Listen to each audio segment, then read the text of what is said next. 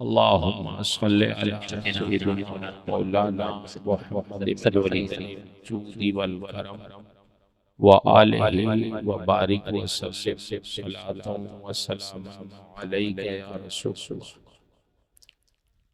मुअज़्ज़ज़ हाज़रीन मजलिस, ये हमारी और आपकी सआदत मंदी है कि अल्लाह ताला ने आज की इस रात में हमें और आपको अपने जिक्र व शुक्र की मजलिस में इकट्ठा फरमा दिया।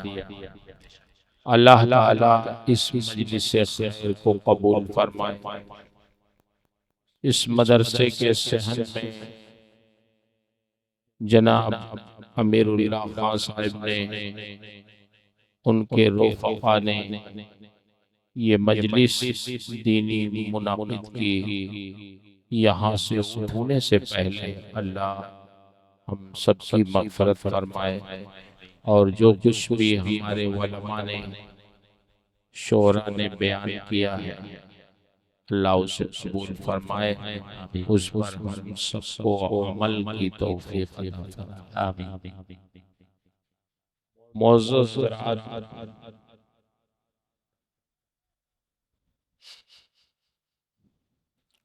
आप हज़रात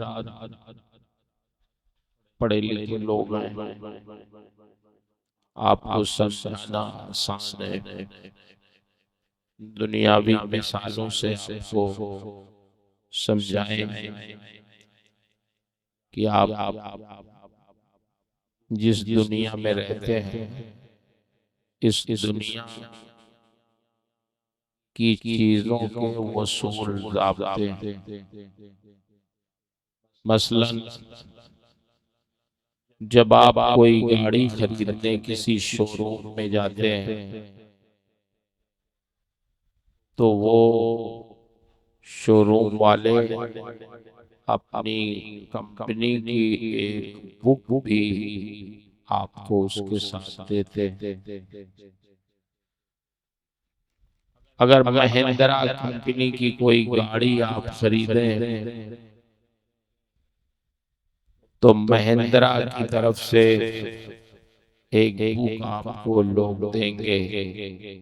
उस किताब में ये लिखा रहता है कि ये गाड़ी आप कैसे चलाएंगे, कितनी रफ्तार से चलाएंगे तो इसका एवरेज सही मिलेगा। ये गाड़ी डीजल इंजन की है कि पेट्रोल इंजन की है, ये भी लिखा है। उसमें ये भी लिखा रहता है कि अगर डीजल इंजन की है तो इसमें डीजल डालिएगा, पेट्रोल न डालिएगा, वरना इंजन सीज हो जाएगा, गाड़ी नहीं चलेगी। पेट्रोल इंजन की है तो ये भी हिदायत रहती है कि इसमें डीजल डालिएगा, वरना इंजन सीज हो जाएगा, नहीं चलेगी गाड़ी। मुझे आप बताएं कि जो कंपनी गाड़ी बनाती है वही बुक जारी करती है। ऐसा नहीं है कि गाड़ी महिंद्रा बनाए और कानून उसमें टोयोटा का नाफिज हो जाए। ऐसा जो कंपनी गाड़ी बनाती है वही हिदायत भी जारी करती है। इसका मतलब यह है कि इस दुनिया में जो कंपनी जिस सामान को बनाती है उस सामान में हिदायत और कानून उसी कंपनी यानी बनाने वाले के जारी होते हैं। मुझे आप बताएं कि जब दुनिया की हर चीज में उसके बनाने वाले के कानून जारी होते हैं तो हमारे अंदर कानून किसका जारी होगा? हमारे बनाने वाले का जारी होगा। हमारे अंदर कानून हमारे रब का जारी होगा, दुनिया के और किसी कंपनी का नहीं, क्योंकि इंसानों को रब्बुल आलमीन ने पैदा किया है। जब हमारे रब ने हमें पैदा किया है तो हमारे अंदर कानून हमारा नहीं चलेगा, हमारी तबीयत नहीं चलेगी हमारी जिंदगी गुजारने में, बल्कि हमारे रब का कानून चलेगा। हमारा रब क्या चाहता है, कैसे चाहता है कि हम जिंदगी गुजारें, ये हमारे रब की मशीयत और रज़ा से। बोलिए, बात समझ में आ रही है नहीं आ रही? अब तो कितने इंसान मुसलमान अभी महफूज है, मगर फिर भी कुछ चक्कर में आ जाते हैं, खासकर दीन से दूर होते हैं, तो ये दुनियावी लोगों के चक्कर में आके ये भी नारा लगाते रहते हैं, हमारा जिस्म हमारी मर्जी। तख्तियां ले लेके लोग, लड़के लड़कियां ये एहतिजाज करते हैं, नारा लगाते हैं कि हमारा जिस्म हमारी। अल्लाह के बंदे, ये जिस्म तुम्हारा नहीं है, तुमने नहीं बनाया है, तुम्हारे रब ने बनाया है। तो तुम्हारी मर्जी तुम्हारे जिस्म में नहीं चलेगी, तुम्हारे परवरदिगार की मर्जी। तुम्हें कैसे जिंदगी गुजारना है ये हमें और आपको नहीं तय करना है, ये हमारे रब ने जो अपने महबूब पे कुरान नाज़िल फरमाया, उस कुरान में उसने ये इरशाद फरमा दिया है कि इस जिस्म में अगर तुम हलाल रोजी डालोगे तब तुम्हारा जिस्म सही चलेगा, वरना रिजल्ट इसका गलत हो जाएगा। जैसे डीजल की गाड़ी, उसमें पेट्रोल डाल दो तो नहीं चलती है, वैसे ही इस जिस्म अगर हराम रिज़्क़ डालेगा तो नतीजा गलत होगा। निगाहें खता करेंगी, कदम फिसलेंगे, गुनाह होंगे, अल्लाह की मासियत होगी, नाफरमानी होगी, यही सब होगा। तो हमें अपनी मर्जी के मुताबिक जिंदगी नहीं गुजारना है, अपने रब के रज़ा के मुताबिक जिंदगी गुजारना इंशाअल्लाह। हमारे बच्चे, नौजवान जो पढ़ते हैं स्कूलों में, कोई रोक नहीं सकता इसको, असरी तालीम बहुत जरूरी है, लेकिन अपना दीन जानना है बहुत जरूरी। कभी कभी ये कुछ नहीं जानते और उल्टे अपने दीन ही पे एतराज शुरू कर देते करने लगे। हमारी बच्चियां भी जो कभी कभी आला तालीम को हासिल कर लेती हैं, लेकिन घर का माहौल दीनी नहीं है, तो फिर वो भी उल्टी सीधी बातें करने लगती हैं। तो जरूरत इस बात की है कि हम खुद भी दीनदार बने और अपने बच्चों को भी दीनदार बनाएं। मैं एक हदीस शरीफ पढ़ता हूँ सरकार की, उसमें इंशाअल्लाह बहुत सारी चीजें हमको समझ में आ जाएंगी। मुझे मालूम है आपको नाज शरीफ बहुत अच्छी लगती है, हमको भी अच्छी लगती है, लेकिन सिर्फ नाज शरीफ से हमारा आपका काम नहीं हल होगा।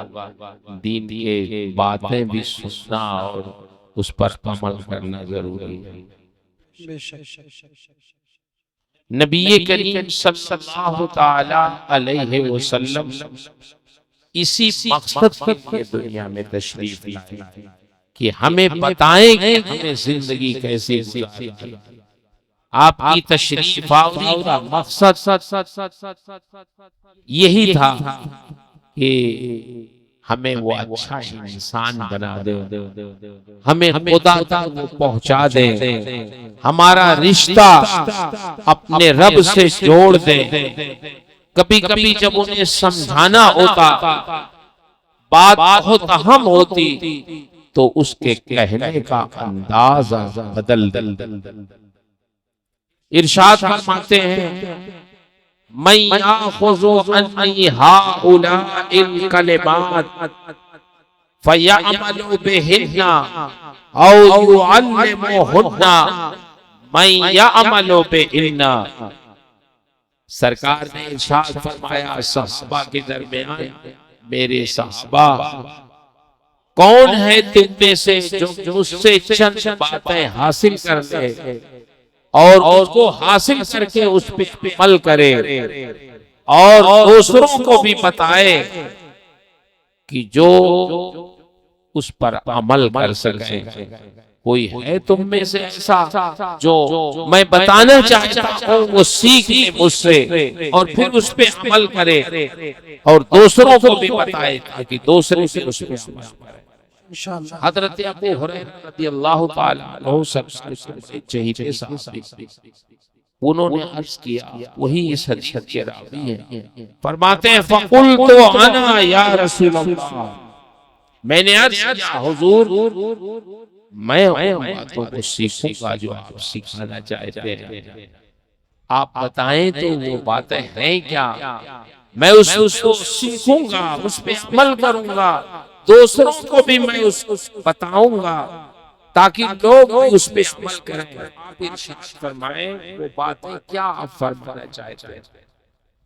हजरत अबू हुरैरा कहते हैं फ़अख़ज़ बियदी वअत्ता रसूलुल्लाह सल्लल्लाहु अलैहि वसल्लम खम्सा, सरकार ने मेरा हाथ पकड़ा कि अबू हुरैरा सुन लो, मैं तुम्हें सुनाना चाहता हूँ।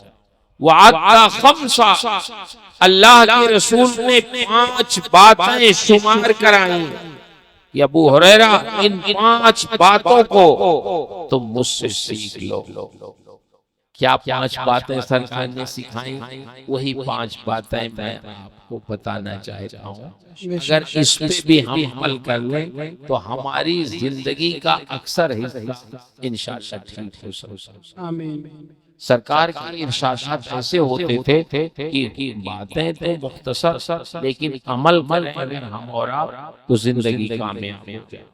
इरशाद फरमाते हैं या अबा हुरैरा इत्तक़िल महारिम तकुना अबदन नास, अबू हुरैरा अल्लाह की नाफरमानी से बचो, गुनाहों से बचो, महारिम से बचो। महारिम का मतलब अल्लाह की हराम की हुई चीजों से बचो, झूठ से बचो, शराब से बचो, बदकिरदारी से बचो, गीबत से बचो, हसद से बचो, माँ बाप की नाफरमानी से बचो, अल्लाह की नाफरमानी से बचो, उसके रसूल की नाफरमानी से बचो। अगर तुम अल्लाह और रसूल की नाफरमानी से बच जाओ तकुन आबदन नास, तो तुम ही दुनिया में लोगों में सबसे बड़े इबादत गुजार बन जाओ। हम लोग इबादत गुजार किसको समझते हैं? जो बहुत ज्यादा नमाजें पढ़े, बहुत ज्यादा नवाफिल ठीक है, इबादत गुजार है वो, लेकिन असल वो इबादत गुजार नहीं है। 2 चीजें जरूरी होती हैं जिंदगी के लिए।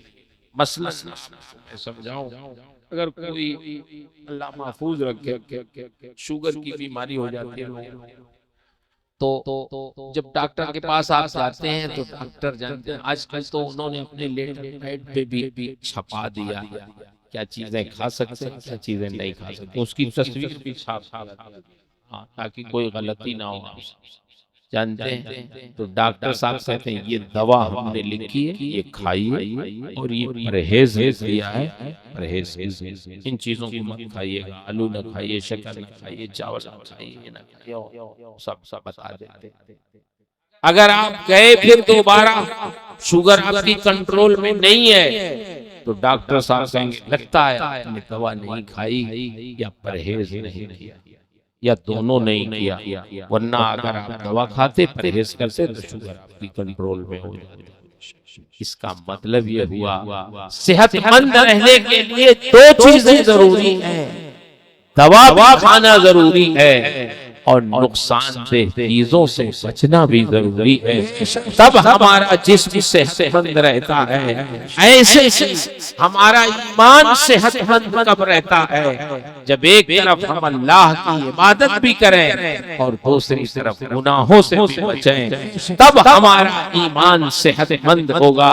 हम इबादत तो कर रहे हैं, नमाज तो पढ़ रहे हैं, झूठ भी बोल रहे हैं, ग़ीबत भी कर रहे हैं, बदकिरदारी में भी मुब्तला है, तो एक तरफ इबादत कर रहे हैं लेकिन अल्लाह की मासियत भी कर रहे हैं, नाफरमानी भी कर रहे हैं, तो हमारा ईमान से नहीं होगा।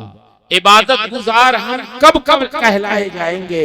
सरकार इरशाद फरमाते हैं अबू हुरैरा, इत्तक़िल महारिम, तुम अल्लाह की नाफरमानियों से बचो, हराम की हुई चीजों से बचो। अगर तुम हराम की हुई चीजों से बच जाओगे तो तुम ही सबसे बड़े इबादत गुजार बन जाओगे। और एक चीज मैं अपने बच्चों नौजवानों से गुजारिश करूंगा, आप थोड़ा संजीदगी से सुन। नाज शरीफ तो आप सुन लीजिए, कुछ थोड़ी तल्ख बातें भी सुनने की आदत बनाई, जो बहुत कान को अच्छी तो ना लगे लेकिन रूह की इस्लाह। गुनाह से बचने से आदमी की मुश्किलात आसान हो जाती हैं। अगर बंदा गुनाहों का आदी न, गुनाहों से बचे, तो वो बंद दरवाजे भी अल्लाह उनके लिए खोल देता है, जो दरवाजे उसके लिए मुश्किल से खुल। आप कुरान शरीफ पढ़ते सूरह यूसुफ पढ़िएगा कभी तर्जुमे वाली, तो हमारे आला हज़रत ने बहुत अच्छा तर्जुमा उसका कर दिया, मोहब्बत वाला। आप उसको पढ़ें, उर्दू में तफसीर भी हमारे बुजुर्गों ने लिख दी है। 12वें पारे 13वां पारा भी उसमें कुछ शामिल, पढ़ें आप उसको। हजरत यूसुफ अलैहिस्सलाम अल्लाह के जलीलुल कद्र नबी, हजरत जुलेखा उन पे फरेफ्ता हो गई। जुलेखा ये अजीज मिस्र की बीवी थी, बादशाह से नीचे दर्जे का होता था अजीज मिस्र, जिसको वजीर नायब उसकी बीवी थी। हजरत यूसुफ अलैहिस्सलाम को अल्लाह ने बहुत हुस्न अता फरमाया था, लेकिन वो नबी थे, अल्लाह ने उन्हें मासूम भी बनाया था, गुनाहों से मासूम, उनसे गुनाह नहीं। जुलेखा ने उनको अपने कमरे में बुलाया। ये चूंकि गुलाम थे, खरीदा था अजीज मिस्र ने इनको मिस्र में, तो बाद हुक्म चलता था अजीज मिस्र का उन पर। जुलेखा ने परवरिश की थी उनकी, बुलाया अपने कमरे में, और जब ये महल में दाखिल हुए तो 7 दरवाजों के अंदर गए। 7 दरवाजे थे, और जिस दरवाजे से आप दाखिल होते तो हुकूमत के कारिंदे उस दरवाजे को हुक्म के मुताबिक बंद करके ताला लगा देते। हजरत यूसुफ अलैहिस्सलाम अंदर गए तो 7 दरवाजों के अंदर पहुंच गए, हर दरवाजे में सरकारी ताला। आप मुझे बताएं, एक नौजवान 7 ताले तोड़ के बाहर कैसे आ सकता है? कितनी ताकत उसके पास हो जाएगी? जुलेखा ने अपने कमरे में बुलाया, और जब आपको बुलाया और कहा है ताला, तुम इधर आओ, हजरत यूसुफ समझ गए कि नीयत क्या है। आपने फरमाया माआज़ अल्लाह, अल्लाह की पनाह, मैं नहीं आ सकता। और ये कह के फिर भागे आप वहां से, वहां रुके नहीं, वहां से भागे। कहां आए? दरवाजों की तरफ आए। जिस दरवाजे पे भी हजरत यूसुफ पहुंचते थे, चूंकि गुनाह से वो भाग रहे थे, तो जिस दरवाजे पे पहुंचते ताला खुद ही खुल के जमीन पे गिर जाता और दरवाजा आपके लिए। 7 दरवाजे हजरत यूसुफ के लिए अल्लाह ने खोल दिए।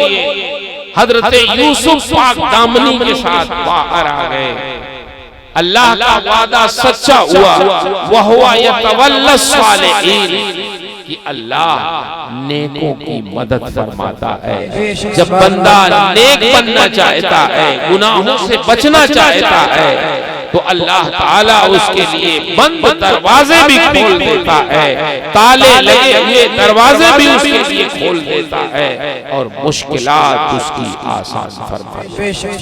नारे तकबीर, नारे तकबीर, नारे रिसालत, नारे रिसालत, बरकाती दूल्हा, बरकाती दूल्हा। हजरात मुझे बताएं, गुनाह से बचना ये हमें रहमत के दरवाजों को खोलना।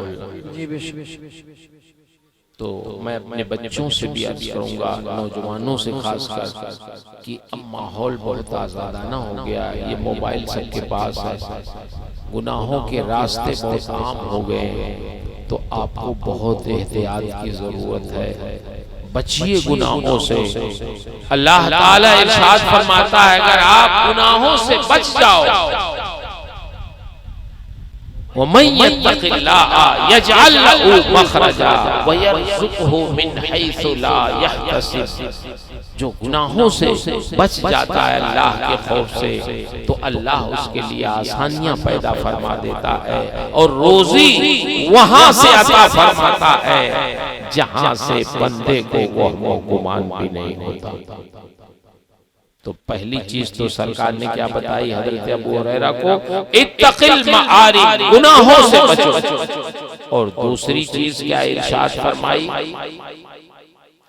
वर्दा बिमा क़स्समल्लाहु लक तकुन अग़नन नास।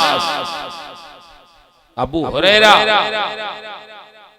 अल्लाह ने जो तुम्हारी किस्मत में रख दिया है उस पर राजी हो जाओ, तुम ही सबसे बड़े मालदार हो। ये चीज बड़ी अहम है। आज आप बताएं, हमारे झगड़े ज्यादातर किसमें होते हैं? जमीन जायदाद। हमारे पड़ोसी ने अगर मकान अच्छा बनवा लिया, गाड़ी ले ली, अब हम भी सोचते हैं हमें भी वैसे ही मकान बनाना है, वैसे ही गाड़ी लेना है, उससे अच्छी लेना है, उससे अच्छी बिल्डिंग बनवानी है। क्या जरूरी है आपको मुकाबला करने? आप राजी होइए उस पर जो अल्लाह ने आपको। अगर दिल में ये ख्याल हरदम पैदा होता है तो मालदार होके भी आदमी फकीर। अगर अल्लाह की तक़सीम पे बंदा राजी हो जाए, खुश हो जाए कि अल्लाह जो तूने मुझे दिया, मैं उस पे राजी हूँ, मैं उस पे खुश हूँ, तेरे फैसले पर, तेरी तक़सीम पे मैं राजी हूँ, तो वो बंदा फकीर नहीं होगा, गरीब नहीं होगा, वो अग़नन नास। अल्लाह के रसूल फरमाते हैं वो लोगों में दिल का बहुत गनी, उसको ग़िनाए नफ्स हासिल हो जाएगा, वो बहुत गनी होगा। हम लोग जानते हैं परेशान किस चीज में रहते हैं? जो चीज है उसमें नहीं परेशान, जो चीज हमारे पास नहीं है उसके लिए परेशान। उसकी एक मिसाल मैं आपको बता दूं, वो मुमकिन आपने सुना भी हो, लेकिन आपकी याददाश्त और समझाने के लिए बता दूं। एक बादशाह ने अपने एक वजीर से पूछा कि वजीर ये बताओ, ये हमारे जो मुलाजिम नौकर चाकर हैं, ये कहीं भी सो जाते हैं, जमीन पे इनको नींद आ जाती है, सो जाते हैं, कैसा सो रहे हैं हमारे मुलाजिमीन, और हमें तो शाही बिस्तर पर भी नींद नहीं आती है। क्या क्यों नींद नहीं आती? तो वजीर ने कहा जो आपका खजाना है वही आपको सोने नहीं दे रहा है। बादशाह ने कहा नहीं, ऐसी कोई बात तो नहीं, मैं खजाने को हरदम सोचता तो नहीं हूँ, आखिर क्या बात है? कहा नहीं बादशाह सलामत, मेरी बात अगर आपको सच्ची ना लगे तो जो आपका खादिम नौकर सो रहा है उसको जगा के बुलवाइए। एक खादिम सो रहा था, एक नौकर उसको बादशाह ने कहा जगाओ, उसको जगाया, बुलाया। वजीर ने कहा हुजूर अशरफियों की एक थैली इसको दे दीजिए। बादशाह ने हुक्म दिया वजीर खजाना को कि 100 अशरफियों की, अशरफी सोने की, कहा ये 100 अशरफियों की एक थैली इस मजदूर को दे दिया।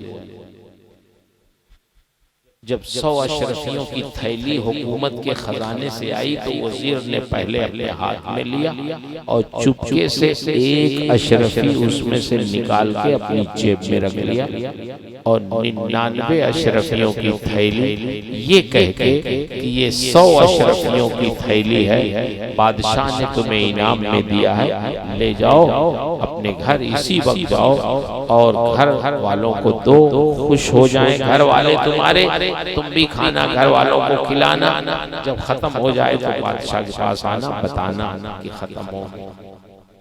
रात के सन्नाटे में वो थैली लेके अपने घर गया, बहुत खुश था। उस गरीब ने अशरफी देखी नहीं थी, 100 अशरफी का नाम सुना, लेके वो रातों रात अपने घर गया। उसके घर के लोग सो चुके थे, जगाया बीवी बच्चों को, उसने कहा तुम्हें मुबारक हो, खुशखबरी है तुम्हारे लिए कि आज बादशाह सलामत ने मुझे 100 अशरफियों की थैली दी है, 100 अशरफियां दी हैं। घर वाले भी नहीं अशरफियों को देखे थे, उन्होंने कहा जल्दी अशरफियों को निकालो थैली से, हमें दिखाओ, देखें वो अशरफी होती कैसी है, सोने की तरह दिखाओ तो। उसने अशरफियां सब जमीन पे उसको डाल दिया, थैली का मुंह नीचे कर दिया, सारी अशरफियां जमीन पे गिर गई। अब बीवी ने गिना 99 अशरफी, एक बार गिना 99 अशरफी, दोबारा गिना 99 अशरफी, से 12 गिना 99 अशरफी। बीवी ने कहा ये तो 99 ही है। शौहर ने कहा नहीं 99 कैसे होगी, बादशाह ने तो 100 अशरफी कह के दिया है, 99 क्यों देगा। अब शौहर ने भी गिना 99। बच्चों ने कहा आप लोगों को गिनना नहीं आता, हम गिनते हैं। बच्चों ने गिना 99 अशरफी, एक अशरफी कम है। अब झगड़ा शुरू हुआ। बीवी ने शौहर से कहा जब बादशाह 99 अशरफी दे सकता है तो एक भी दिया होगा, क्या जरूरत है उसको एक रोक लेने की। जब उसने कहा कि 100 अशरफियां मैं दे रहा हूं तो 100 दिया होगा। आप गंवार आदमी रात के सन्नाटे में लेके खुशी में चले, कहीं रास्ते में आपने एक गिरा दिया, वरना ये 99 कैसे हो सकती है, कहीं आपने उसको गिरा दिया। उसने कहा भाई मैं इतना गंवार तो नहीं हूं कि मैं अशरफी गिरा दूं, उसका मुंह बंद था और उसको मैंने बांधे रखा था, गिर कैसे जाएगी। बहरहाल रात भर लोग अशरफी गिनते रहे, झगड़ा करते रहे, किसी को नींद नहीं आई। सुबह को वो खादिम बादशाह का जब नौकरी पे आया, बादशाह ने उसकी आंखें देखी सुर्ख सुर्ख, तो वजीर ने कहा बादशाह सलामत, इसको बुलाइए, यही है आपका वो ये खादिम जिसको रात में आपने 100 अशरफियां दी थी, बुलाइए इससे, इसकी आंखें सुर्ख क्यों हैं। बादशाह ने उससे कहा भाई ये बताओ तुम्हारी आंखें सुर्ख क्यों हैं, क्या मसला है। उसने कहा हुजूर आपने हमें 100 अशरफियां दी थी, हम ले गए उसे घर, लेकिन जब उससे गिना हमने, हमारी बीवी ने, बच्चों ने, तो 99 ही अशरफी निकली। हम लोग रात भर उसको गिनते रहे, एक बार, दो बार, 3 बार झगड़ा करते रहे और इसी चक्कर में हमें नींद नहीं आई, इसलिए हमारी आंखें सुर्ख हैं। वजीर ने कहा देखा आपने, आपका ये खजाना जहां जहां जाएगा वहां से नींद गायब हो जाएगी, यही है। अब मुझे आप बताएं कि 99 अशरफी मिली उसको, मगर 99 मिलने की खुशी नहीं हासिल हुई। झगड़ा किसमें हुआ, 99 में नहीं, वही जो एक अशरफी नहीं मिली उसी में झगड़ा हुआ, उसी में नींद गायब हुई, उसी में सुकून गारत हुआ।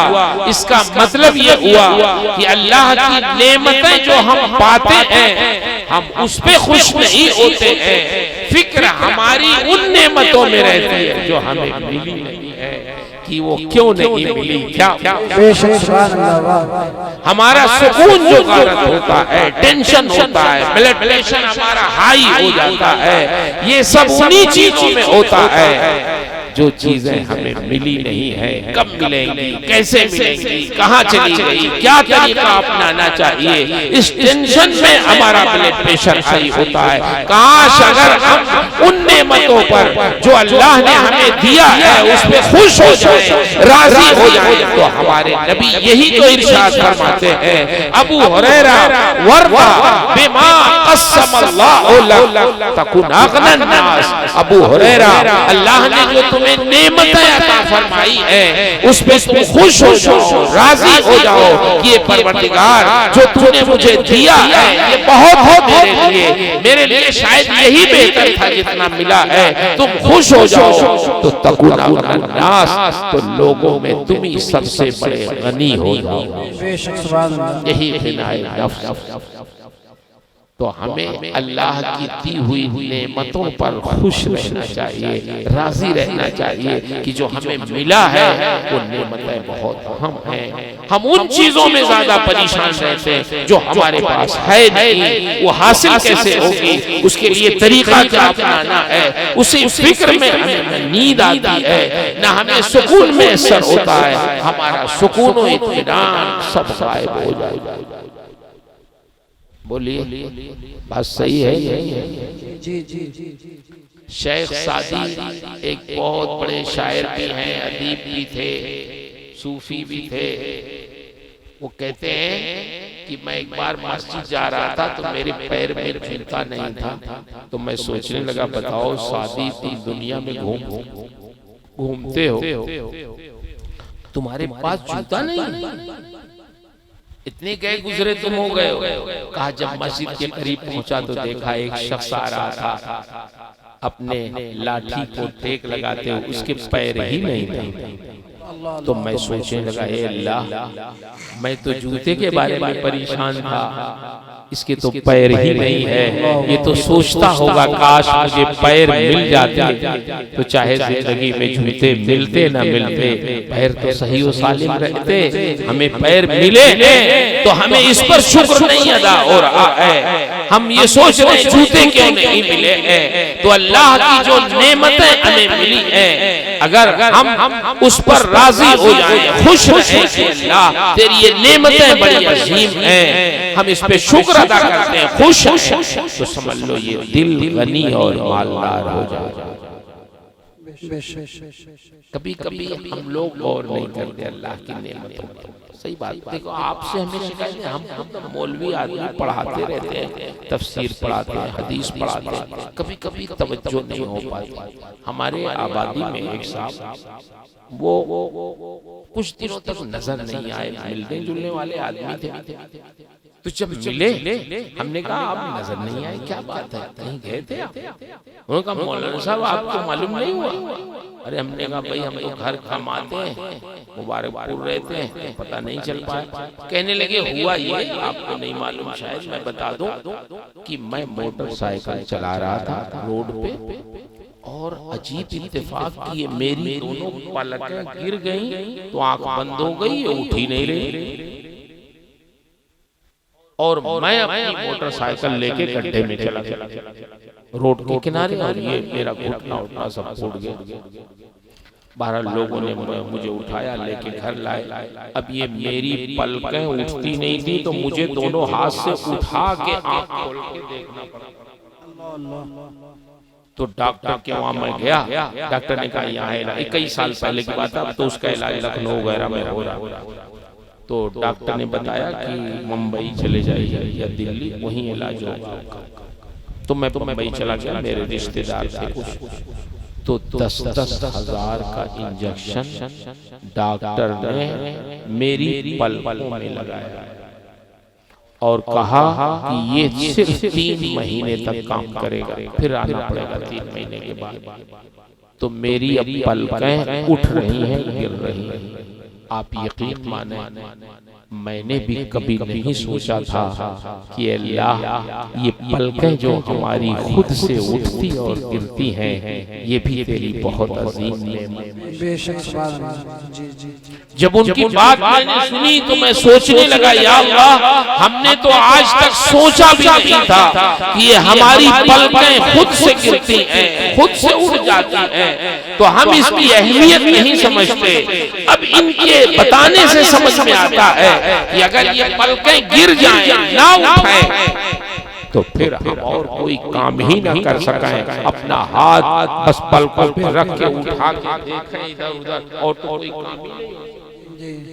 ये पलकें अगर खुद से गिरती और उठती हैं, कोई पैसा नहीं लगता, तो ये भी अल्लाह की बहुत अजीम नेमत है, जिसको हम कभी सोचते भी नहीं है कि ये भी अल्लाह। सुभान अल्लाह। बेशक आप मुझे बताओ, जरा सा अगर इसमें तब्दीली हो जाए तो हजारों रुपए लगते हैं, और फिर भी डॉक्टर कहते हैं ये 2 महीना काम करेगा, 3 महीना काम करेगा इंजेक्शन, फिर आना पड़ेगा। हमारे रब ने कैसी प्यारी प्यारी आंखें, पलकें हमें अता की है कि ना उसमें कोई इंजेक्शन लगवाने की जरूरत है, ना पैसा खर्च करने की जरूरत है। अल्लाह ने ये नेमतें हमें मुफ्त अता की हैं, और हम गाफिल ऐसे हैं कि अल्लाह की नेमतों पर शुक्र भी नहीं अदा कर पाते, सोच भी नहीं पाते कि अल्लाह की अजीम नेमत है कैसे। बोलो मेरे भाई, बात सुनो। ये तो मैंने एक छोटी चीज का जिक्र किया, आप अपने जिस्म के अंदर गौर करें अगर, तो मालूम है कैसी कैसी, बल्कि अभी जो आप बीमारी जो आई थी, क्या कहते कोरोना, उसमें क्या होता था, आदमी को निमोनिया हो जाता था, सांस फूलने लगती थी, फेफड़ा काम नहीं करता था, ऑक्सीजन लगाना पड़ता था। ऑक्सीजन अगर लगा दिया, मिल गया, तो चलो काम कुछ आसान हो गया, सांस लेना आसान हो गया। ये ऑक्सीजन क्या है मेरे भाई? ये ऑक्सीजन कहाँ है? अल्लाह ने इस दुनिया में हर जगह हमारे नाक के नीचे ऑक्सीजन पैदा कर दिया है, हमें कहीं खरीदने की जरूरत नहीं है। अभी आप अपना ऑक्सीजन नपवाइए, 98, 99, 97 आपका ऑक्सीजन रहेगा। इतनी जरूरत रहती है आपके जिस्म को। सऊदिया अरबिया के एक अखबार में ये खबर छपी कि एक शख्स को ऑक्सीजन की कमी हो गई, तो वो अस्पताल में चला गया। उसने डॉक्टरों से कहा मेरी सांस फूल रही है, लगता है ऑक्सीजन की कमी है। डॉक्टर ने चेक किया, कहा हाँ ऑक्सीजन की कमी है, हम अभी ऑक्सीजन आपको चढ़ाते हैं। रात भर ऑक्सीजन चढ़ाया उसे, सुबह हुई वो ठीक हो गया।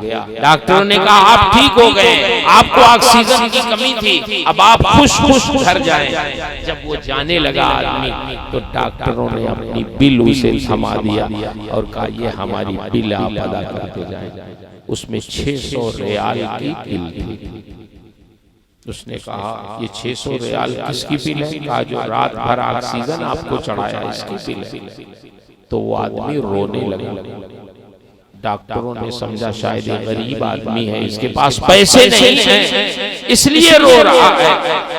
पूछा क्यों रो रहे हो, तुम्हारे पास पैसे नहीं है? अगर नहीं है तो कोई बात नहीं, जाओ अब तुम ठीक हो गए हो, खुश हो के जाओ, हम तुम्हारी ये बिल किसी रिफाही फंड से अदा कर देंगे, ज़कात फंड से अदा कर देंगे, तुम रो नहीं अगर तुम्हारे पास नहीं है पैसे। उसने कहा नहीं ऐसी बात नहीं है, पैसे तो मेरे पास है, अल्हम्दुलिल्लाह अल्लाह का दिया हुआ बहुत कुछ है मेरे पास, मैं पैसे आपके दूंगा।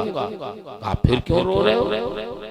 कहा मैं इसलिए नहीं रो रहा हूँ कि मेरे पास पैसे नहीं है, मैं रो इसलिए रहा हूँ कि मेरा रब आज तक, मैं 50 साल से ज्यादा की उम्र का हो गया हूँ, मेरा रब हमेशा मुझे मुफ्त ऑक्सीजन देता रहा, मैंने उसकी कोई कदर कीमत नहीं समझी। तुमने एक रात ऑक्सीजन दिया तो 600 रियाल की बिल मुझे थमा दिया।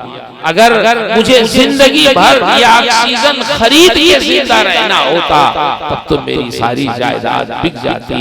मैं आज ये सोचता हूँ कि अल्लाह मुझे ऑक्सीजन जो मिल रहा है जिंदगी में, हर लम्हा कहीं भी रहूं, अंदर रहूं, बाहर रहूं, ये तेरा कितना बड़ा एहसान है कि अगर ये ऑक्सीजन हमें ना मिले तो हम जिंदा ना रहे। और इस ऑक्सीजन पर ना तूने कोई कीमत हमसे वसूल की, ना कोई पैसा वसूल किया। हम तो तेरा नाम ले ले, तेरा शुक्र अदा कर दे, तेरी बारगाह में सर झुका दे तो तू खुश हो जाता है, तू राजी हो जाता है। तुझे न किसी कीमत की जरूरत है, ना उजरत की जरूरत है। हम कितने काफिल हैं कि 50-50 साल के हो जाते हैं लेकिन अपने रब की नेमतों पर कभी शुक्र अदा करते हुए नजर। बोलिए ऐसा है? कौन हमें जिंदगी देता है? कौन हमें ऑक्सीजन देता है? कौन हमें रोजी देता है? कौन हमारे गुनाहों पे पर्दा डाल के हमें मुआशरे में बाइज्जत रखता है जैसे गुनाह हुआ ही नहीं है? ये सब हमारे रब की तरफ से है ताकि हम अपने रब का शुक्र अदा करें। आप बहुत सुस्त हो गए कि मौलवी साहब क्या समझा रहे हैं। इससे अच्छे तो एहसान शाकिर साहब थे, वो बढ़िया बढ़िया नाच सुनाते थे, हमें जन्नत में पहुंचा देते, पैसा भी हम देते उनको, हमारा काम भी। बोलिए ये सोच रहे हैं। हाँ भाई, ये नौजवान हमारे जो है ना ये सोचते हैं कोई शेर सुना दे, शेर से हमें पहुंचा दे जन्नत में। मौलवी साहब आएंगे अभी कहेंगे नमाज पढ़ो, रोजा रखो, गुनाहों से बचो, ये करो। अब वो गालिब का एक शेर है ना से मत कर नसीहत, दिल मेरा घबराए है, उसको दुश्मन जानता हूँ जो मुझे समझाए। गालिब तो सोचते हैं ये मौलवी साहब है समझा बेचारे। नहीं, समझा रहे हैं, आज समझने की जरूरत है। एक बुजुर्ग रो रहे थे बाजार में, तो कोई गुजरे अक्लमंद उधर से, उन्होंने कहा भाई आप रो क्यों रहे, क्या बात है? उन्होंने कहा मैं बाजार में जो लोग चल फिर रहे थे कहने लगे मैं इनकी अल्लाह से सुलह कराना चाहता हूँ, वो तो सुलह करना चाहता है मगर ये नहीं करना चाहता, इसलिए रो रहा हूँ। इनको बुला रहा हूँ कि आओ अभी तौबा का दरवाजा खुला है, सुलह कर लो अपने रब से। ये नहीं सुन रहे, अपनी बाजार में अपने काम में मगन है, मुझको पागल समझ रहे हैं। दूसरे दिन कब्रिस्तान में वही बुजुर्ग रो रहे थे, तो फिर उनका गुजर हुआ। तो कहा कि आज क्यों रो रहे हो? तो कहा आज इसलिए रो रहा हूँ कि आज ये सुलह करना चाहते हैं मगर अब वो राजी नहीं हो रहा। आज रब नहीं राजी हो रहा है। क्यों? मरने के बाद सुलह का कोई माना नहीं है। मौत के बाद दरवाजे बंद हो जाते हैं तौबा के, मौत के वक्त ही से बंद हो जाते हैं। सुलह तो पहले करना चाहिए जब आदमी सेहतमंद हो, ताकतवर हो और तौबा की तौफीक उसे मिल रही हो, तो उसे तौबा करके अल्लाह के नेक बंदों में शामिल होना चाहिए। क्योंकि आंख बंद हो जाएगी तो फिर तौबा का दरवाजा भी बंद हो जाएगा। मेरे भाइयों, ये कोई मैं किस्सा नहीं सुना रहा हूँ, ये तो हम लोग अपने कंधे पे जनाजे उठा के लेके जाते हैं। जब भी किसी के वहां कोई मौत होती है, घर के लोग रोते हैं, तो जानते हैं मरने वाले की रूह कहती है मेरे ऊपर क्या रो रहे हो, मेरे ऊपर ना रो, मेरा तो काम खत्म हो गया, मेरे अमल का रजिस्टर अब बंद हो गया है, अब तो मैं एक सजदा भी करना चाहूं तो नहीं कर सकता, एक दिरहम एक रुपया सदका खैरात करना चाहूं तो नहीं कर सकता।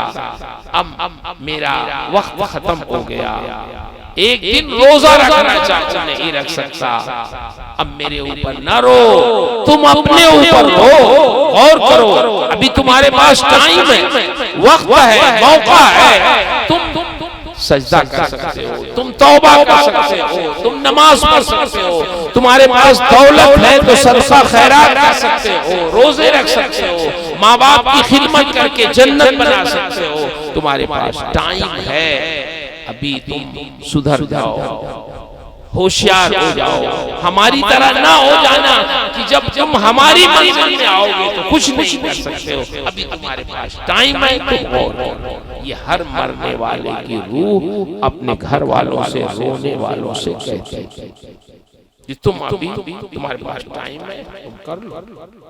और मेरे भाइयों, मेरे बुजुर्गों, हमें ये नहीं सोचना चाहिए कि हमारे पास दौलत है, हमारे पास जायदाद है, हमारे बच्चे हैं जवान, ये सब काम आएंगे हमारे। कभी कभी बड़े बड़े रईसों का कफन भी चंदे से इकट्ठा किया जाता है। शादी का जोड़ा आदमी खरीद रहा होता है बाजार में, और उसी दुकान पे उसके कफन का कपड़ा भी रखा हुआ। कभी ऐसा होता, अभी शादी हुई महीना 2 महीने नहीं हुए, कहीं एक्सीडेंट हो गया, कहीं और कुछ हो गया कि अब जिस दुकान से उसके शादी का जोड़ा आया उसी दुकान से उसके कफन का कपड़ा भी। एक जमींदार साहब को दुश्मनी में कुछ लोगों ने मार दिया, मर गए, और एक नहर में, नदी में फेंक दिया। कुछ दिनों तक तो लाश नीचे रही, जब फूल गई तो ऊपर आई, बहते बहते बहुत दूर चली गई। जब वो ऊपर आई तो इतनी फूल गई थी कि कोई उनको पहचान नहीं पा रहा था, इतना समझ में आ रहा था ये मुसलमान। पुलिस को इत्तला मिला कि एक लाश है लावारिस, निकलवाया, पहचान में नहीं आ रही थी, करीब में जो आबादी थी मुसलमानों की, पुलिस ने ले जाके दिया, कहा देखो ये तुम्हारे मजहब के आदमी की लाश है, अब इसका कफन दफन आप लोग कर दो अपने मजहब के मुताबिक, ये देखने में मुसलमान लगता है। लोगों ने इमाम साहब को पकड़ा, मस्जिद के इमाम साहब इनके कफन का इंतजाम कीजिए। इमाम साहब ने कहा भाई मेरे पास इतना पैसा नहीं है। लोगों ने कहा मस्जिद के माइक से ऐलान करिए चंदे के लिए। इमाम साहब ने आधे घंटे तक ऐलान किया, एक लावारिस लाश मिली है, उसके कफन के लिए आप लोग चंदा दे दीजिए, उनके कब्र के खोदने के लिए, दफन के लिए चंदा दे दीजिए। आधे घंटे तक ऐलान करते रहे तो कफन का पैसा इकट्ठा हुआ। लोगों ने उनको गुस्ल दिया, कफन पहनाया, उनको दफन किया, और न कोई रोने वाला, न किसी की आंखों में आंसू, न कोई पहचानने वाला, उनको दफन कर दिया गया। 3 महीने के बाद पता चला कि वो फलां इलाके के जमींदार साहब थे, कई 100 एकड़ जमीनें उनके पास थी, 4 बेटे नौजवान थे उनके पास, 6 करोड़ रुपए उनके बैंक में। कभी उन्होंने सोचा होगा कि मेरे 4 बेटे, करोड़ों रुपए मेरे बैंक में बैलेंस है, सैकड़ों एकड़ जमीनें मेरे पास है, मैं इतना बड़ा आदमी हूँ। कभी उन्होंने सोचा भी नहीं होगा कि मेरा कफन भी चंदे से तैयार होगा, कभी नहीं सोचा होगा। लेकिन ये दुनिया है, मौत कब आए, कैसे आए, हालात कैसे हो, कोई नहीं जानता। इसलिए मेरे भाइयों, अपनी मौत से पहले हमें अपनी तैयारी करने की जरूरत है। ना अपनी जमीन पे, ना अपनी जायदाद पे, ना अपने बेटों पे फख्र करने की जरूरत है। कब हालात ऐसे पेश आ जाए, हमें अपने आखिरत की तैयारी करनी है, अपने मरने के बाद के हालात को सोचना है, और बहुत ज्यादा अपनी जमीन जायदाद के नशे में नहीं रहना है। ये सारी चीजें कभी बिल्कुल काम नहीं आ पाती हैं। अल्लाह ताला हमको अपनी नेमतों पर शुक्र अदा करने की तौफीक अता फरमाए। बात बहुत है लेकिन वक्त बहुत हो गया, 12 बज गया, 1 घंटा हो गया डॉक्टर, और लोग भी थक चुके हैं। इतना ही सबक इनके लिए बहुत। अगर हम लोग इतने ही पे अमल कर लें तो शायद हमारी निजात का जरिया। मैंने हदीस शरीफ पढ़ी थी, उसमें कई चीजें थी, लेकिन ये 2 ही चीजों पर मैं आज अपनी गुफ्तगू खत्म करता हूँ। कि पहली बात तो ये कि अल्लाह की नाफरमानियों से बचे हम तो हम इबादत गुजार कहलाएंगे, गुनाहों से बचें। एक आखिरी बात ज़हन में आ गई, मैं अपने बच्चों से अर्ज़ करता हूँ, नौजवानों से खास कर। कभी कभी शिकायत बहुत सुनने में आती है, क्योंकि मैं सफ़र भी करता हूँ, आप लोगों में रहता हूँ, तो मुझे समझ में आती है बात कि हम लोग नौजवान लोग अपने माँ बाप को बड़ी जल्दी भूल जाते हैं। हालांकि जवानी तक, शादी तक माँ बाप कितने परेशान होते हैं। मैं एक बार कहीं मध्य प्रदेश या कहाँ तकरीर करके मैं रेलवे स्टेशन पे आया, मेरे ख्याल से 2:30-3 बज रहे थे, तो ट्रेन आई।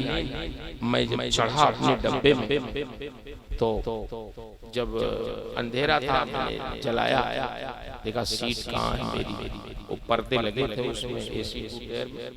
तो जब पर्दा मैंने हटाया तो एक खातून बैठी, अपने बेटे को गोद में, बच्चा था, बैठे वो बैठी हुई थी अपना।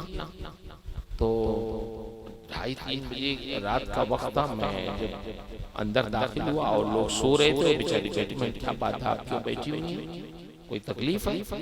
उन्होंने कहा मौलवी साहब, हालांकि वो गैर मुस्लिम, उन्होंने कहा मौलवी साहब ये मेरा बच्चा बुखार में है, बहुत तकलीफ में है, और मैं इसीलिए लेके उसे बैठी हूँ, ट्रेन में क्या कर सकती हूँ? जो मेरे पास दवा थी मैंने पिलाया उसे, खैर जो मुझे दुआ आया थी उसको मैंने फूंका। तो मैं ये सोचने लगा कि एक माँ दुनिया सो रही होती है तो अपने बच्चे को गोद में लेके सफर में भी उसके इलाज की तरकीब सोच रही होती है।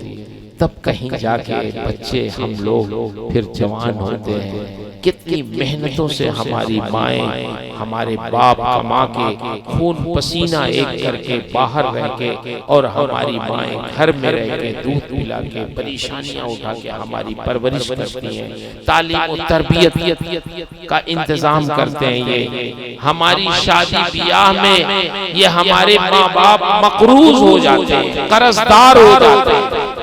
लेकिन जैसे ही शादी ब्याह हो जाती है तो लोग अपनी बीवी के साथ अलग हो जाते हैं, माँ बाप को छोड़ के अलग हो जाते हैं। कभी कभी किसी बड़े मियाँ से पूछिए कि बड़े मियाँ आपके कितने बच्चे? कहते हैं मौलाना साहब 5 लड़के, कोई कहते हैं 7 लड़के। आप किसके साथ रहते हैं? किसी के साथ। कोई हमें रखने के लिए तैयार है, सब अपनी बीवी बच्चों के साथ रहते हैं, माँ बाप को कोई रखने के लिए तैयार। ऐसे भी होती। मेरे भाइयों, हम और आप तो दुनिया में अपने माँ बाप को भूल जाते हैं, मगर माँ बाप की मोहब्बत जरा सुनो, कुरान पढ़ो तो पता चलेगा। कुरान में है कि जब जन्नती जन्नत में जाएंगे तो अल्लाह ताला इरशाद फरमाएगा, जन्नतियों से पूछेगा कि ये मेरे नेक बंदो मेरी जन्नत को तुमने कैसा पाया? बताओ, जो मैंने दुनिया में तुमसे वादा किया था कि नेकों को मैं जन्नत में अपनी डालूंगा, मेरा वादा सही निकला? जन्नती अर्ज कर, हाय मौला, तूने तो अपना वादा पूरा किया, सच कर दिखाया, हमें अपनी जन्नत में तूने दाखिल किया। ए अल्लाह, जन्नत में नेमतें ऐसी है तेरी जन्नत में कि ना किसी आंख ने देखा होगा दुनिया में, न किसी कान ने सुना होगा, न किसी इंसान के दिल में इन नेमतों का ख्याल गुजरा होगा। ऐसी ऐसी नेमत तूने जन्नत में रखी है हमारे लिए कि कोई उन नेमतों को सोच भी नहीं सकता। देखना, खाना, इस्तेमाल करना तो अलग है। ए अल्लाह, तेरी जन्नत में सब कुछ है, लेकिन ए मौला, तेरी जन्नत में हमारे बच्चे नजर नहीं आते। कहाँ हमारी औलाद नहीं नजर आती, वो भी तो मुसलमान थे, कहाँ है वो? काश अगर हमारी औलाद, हमारे बच्चे जन्नत में हमें नजर आ जाते तो हमारी निगाहें उन्हें देख के ठंडी हो जाती। कहाँ है? अल्लाह फरमाएगा कि मेरे बंदो, तुम्हारी औलाद भी जन्नत में है, लेकिन उनके अमल इतने अच्छे नहीं थे जितने तुम्हारे थे। मोमिन थे वो भी जन्नत में है, लेकिन तुमसे निचले तबके में वो है, वो तुम्हारे तबके में नहीं है। अल्लाह ये भी फरमा सकता था कि जाओ तो निचले तबके में अपनी औलाद से मुलाकात करके चले आओ, ठंडी करके।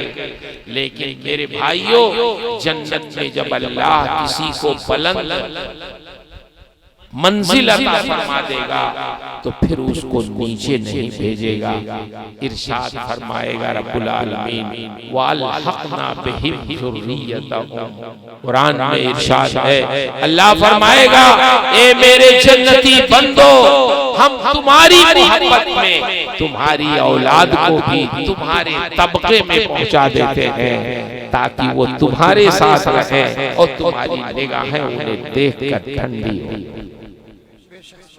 हम उनके अमल इतने अच्छे नहीं थे, लेकिन तुम्हारी वजह से तुम्हारे साथ तुम्हारे तबके में कर देते हैं, ताकि तुम्हारी निगाहें ठंडी हो जाएं। मेरे भाइयों, हमारे माँ बाप ऐसे हैं कि वो दुनिया तो दुनिया, जन्नत में भी पहुंच के अपनी औलाद को भूलते नहीं।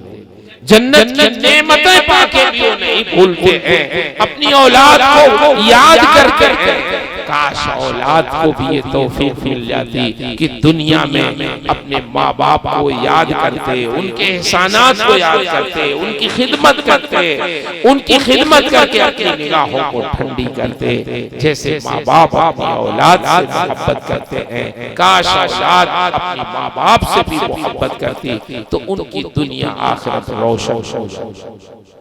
इसलिए मैं अपने नौजवानों से बिलखुसूस अर्ज करूंगा, खासकर उन खुश नसीबों से जिनके माँ बाप जिंदा हैं, वो खिदमत करें, उनके एहसानात को समझें, उनके पास टाइम दें, उनसे खैरियत पूछें, उनका सर दबाएं, उनका पैर दबाएं, उनके साथ बैठकर कुछ वक्त गुजारें ताकि उनको खुशी हो। ये भी दीन का एक हिस्सा है। मोहब्बत से उनको देखें तो अल्लाह के रसूल फरमाते हैं, हर बार देखने पे हज मकबूल का सवाब मिलता है। अल्लाह ताला उन तमाम खुश नसीबों को जिनके वालिदैन जिंदा हैं खिदमत की तौफीक अता फरमाए। हमारे जनाब अमीरुल्लाह खान साहब जो साबिक प्रधान हैं, उनकी वालदा बीमार रहती हैं। उन्होंने अपनी वालदा की सेहत व आफियत के लिए आप हज़रात से दुआ की दरख्वास्त की है। दुआ करें अल्लाह उनकी वालदा को अल्लाह सेहत व आफियत अता फरमाए, शिफा बख्शे, उनका साया उनके अहल व अयाल पर दराज रखे, और जिनके भी माँ बाप जिंदा हैं अल्लाह सबके माँ बाप को खैर व आफियत से रखकर उनकी औलाद पर उनका साया दराज फरमाए। जिस इदारे में आप बैठे हैं, ये इदारा बच्चों की तालीम और तरबियत का है। जैसे हम अपने घर के अखराजात की फिक्र करते हैं, ऐसे इस मदरसे के भी अखराजात की फिक्र करें, इसमें भी अपने अतियात डालें। जैसे आपने अभी नात खां हजरात को पैसे दिए, ठीक है, दें, उनको भी दें। आपके जज्बात हैं, उनसे मोहब्बत करते हैं, मेहमान होने के नाते करें, लेकिन इस इदारे को भी याद रखें। ये इदारे रहेंगे तो हम जैसे कितने लोग इसी में पढ़ के मौलवी हुए जो आज आपको कुछ समझा रहे हैं, मदरसे रहेंगे तो लोग इससे दीन हासिल करेंगे, नमाज रोजे की तालीम होगी, कुरान पढ़ेंगे, कुरान मुक़द्दस की तालीम होगी, दीनदार बनेंगे लोग, अल्लाह और रसूल को समझेंगे। और अगर ये इदारे ना हो तो जानते हैं रमज़ान में कोई आपको तरावी पढ़ाने वाला नहीं मिलेगा, कोई इमाम नहीं मिलेगा, कोई मसला बताने वाला नहीं मिलेगा। इसलिए इन इदारों का क़याम बहुत ज़रूरी है। आपके बगल में मुबारकपुर है, जाइए देखिए मुबारकपुर कितना बड़ा मदरसा है। तकरीबन 2100 बच्चे रहते हैं जिनके खाने पीने का लोग देखते हैं आके तो दंग रहते हैं। ये रोजाना दोनों टाइम 2100 बच्चे खा रहे हैं, कैसे खा रहे हैं? बस अल्लाह ताला खिला रहा है, खा रहे हैं। किसी ने 10 रुपया दिया, किसी ने 100 रुपया दिया, किसी ने 50 दिया, किसी ने 500 दिया, किसी ने 1000 दिया, ऐसे ही चल। तो मेरी गुजारिश है, ये आपका इदारा है, इससे मोहब्बत करें, इसमें पढ़ाने वाले असातिज़ा से मोहब्बत करें। जो मस्जिद में आपको नमाज पढ़ा रहे हैं इमाम साहब, उनसे मोहब्बत। हम लोग तो देखिए अभी तकरीर करके चले जाएंगे, गाड़ी में बैठेंगे चले मौलाना मसूद साहब से मिलेंगे नहीं आप,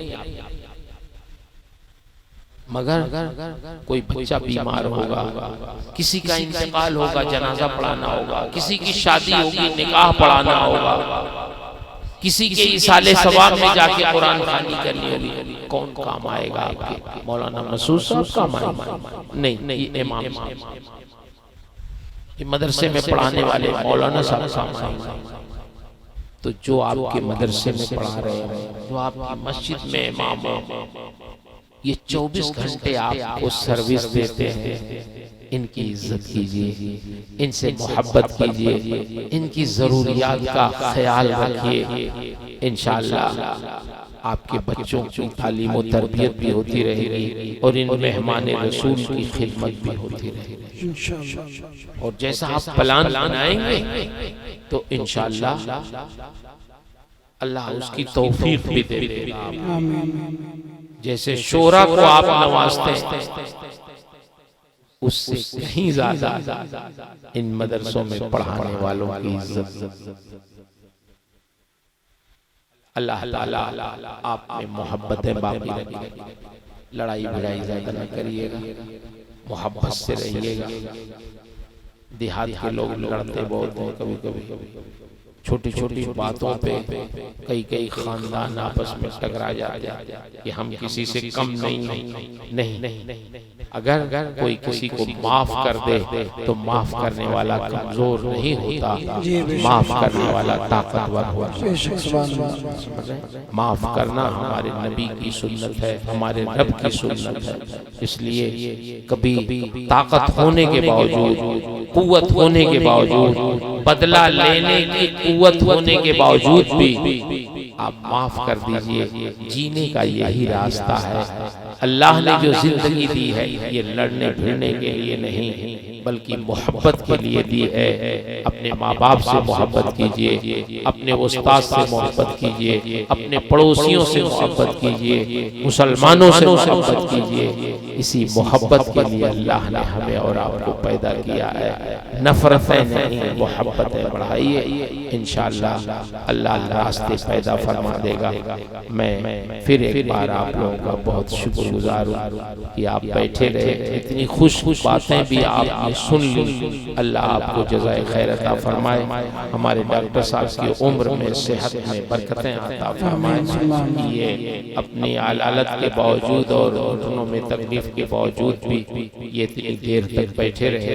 अल्लाह इनका साया दराज फरमाए। हमारे उलमा, इमाम, हुफ़ाज़ किराम जो बैठे रहे अब तक, अल्लाह इन सब के इल्म फज़ल में बरकतें अता फरमाए।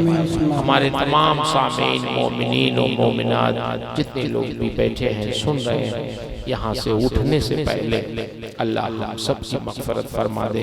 हमारे अमीरुल्लाह खान साहब की वालदा को अल्लाह सेहत व आफियत अता फरमाए, उनका साया दराज फरमाए, और जितने लोगों के भी वालिदैन बाहयात हों अल्लाह सबके वालिदैन का साया दराज फरमाए, सबको खिदमत की तौफीक अता फरमाए। मैंने जो कुछ भी अर्ज़ किया आपके सामने, इसमें जो बातें मैंने सही कही वो सब मेरे रब की तरफ से है, और जो मेरे बयान में, मेरी ताबीर में, मेरे समझाने में जो खताएं गलतियां हैं वो सब मेरी तरफ से है। अल्लाह मुझे हक कहने, हक सुनाने, खुद हक पे कायम रहने और हक की नशर व इशाअत की तौफीक अता फरमाए। अस्तग़फिरुल्लाह रब्बी मिन कुल्ल